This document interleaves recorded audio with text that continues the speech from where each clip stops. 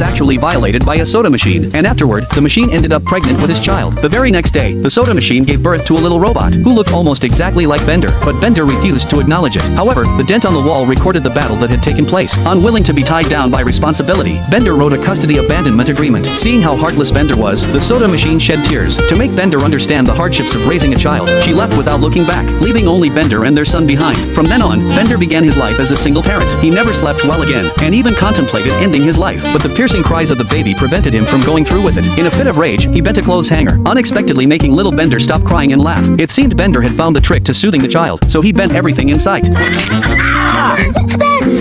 Under Bender's careful guidance, little Bender enjoyed a happy childhood, but as the descendant of a bending robot, little Bender had to learn some skills. Bender demonstrated once, and handed his son a small training rebar, but no matter how hard he tried, little Bender couldn't bend it. Bender told his son not to be sad. All he needed was to install a bending memory card. However, after an examination, the professor delivered devastating news. Little Bender might never be able to bend anything in his life, because he had only one card slot, and it was already occupied by a memory card. Bender roared in despair, and vowed to give his son even more love, to make up for the regret of not being able to bend. Under Bender's meticulous care, little Bender grew into adulthood. A priest held a coming-of-age ceremony for him, and little Bender emotionally thanked Bender for raising him. Bender was moved to tears, but suddenly, the soda machine burst through the window. She believed Bender had now experienced the hardships of parenting, and had come to take back her son. Naturally, Bender refused, but the custody abandonment agreement he had signed years ago played a decisive role. There, in black and white, was Bender's signature. Helplessly, Bender could only watch as his son was taken away. Looking at the stolen innocent little toy he had shared with his son, Bender was overwhelmed with grief. He asked Fry to help him hide it, but Fry had drunk too much Slurm, and was now radiating with radioactivity.